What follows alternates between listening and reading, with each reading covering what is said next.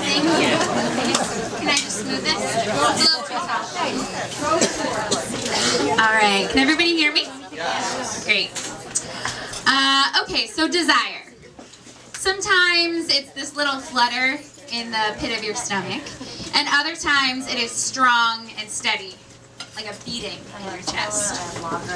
So I first met Ty in a rec sports league. He was handsome and tall and very athletic. In fact, when I first met him, I thought he was a total dick. I mean, it's not that I'm not athletic. I mean, I'm athletic enough, but I'm not like the best at catching. And I felt like whenever I was in the field, he was staring at me, just waiting for me to drop the ball. Turns out he was just staring at me because he was interested. So at the last game of the season, when Ty asked for my number, very casually, I responded by saying, "What? Yeah, I guess so."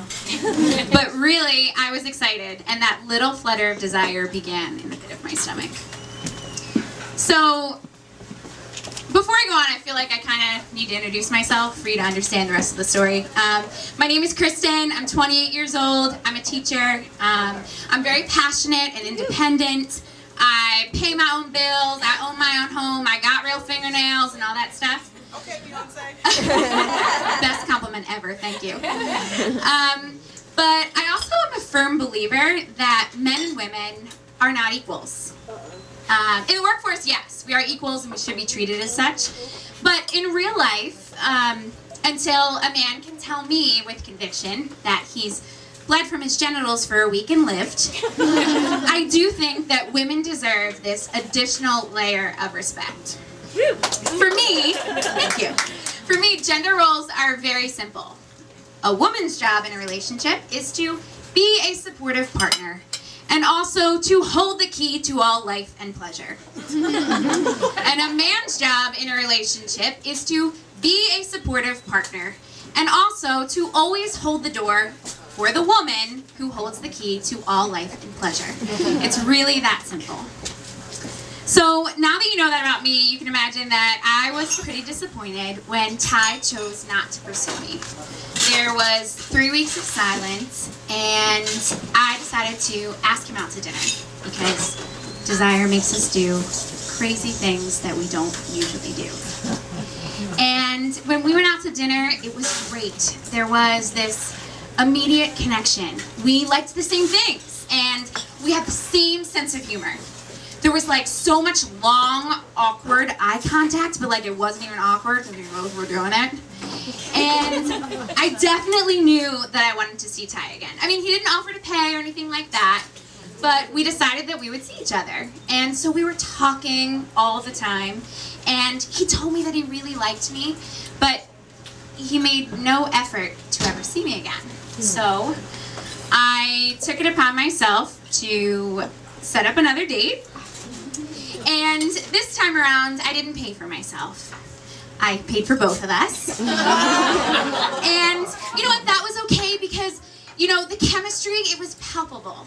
And yeah, this pattern, it started to continue. Except for, you know, sometimes I would make sure that he got home okay and stuff like that. But it wasn't all bad. I mean, like, there were times when sometimes we would be going home and he would get the Uber ride home. Like, he wouldn't open the door or, like, let me get him first or anything, but, like, he would press the icon on his phone. So, there was one evening, you know, after about a month or so of this, there was one evening when it was a cold and blustery night in Philadelphia. And he called me and he said, "Kristen, I have to see you." But, like, he made no effort to see me.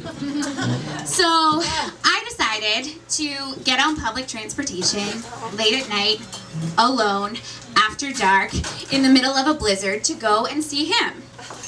And you know, it's funny.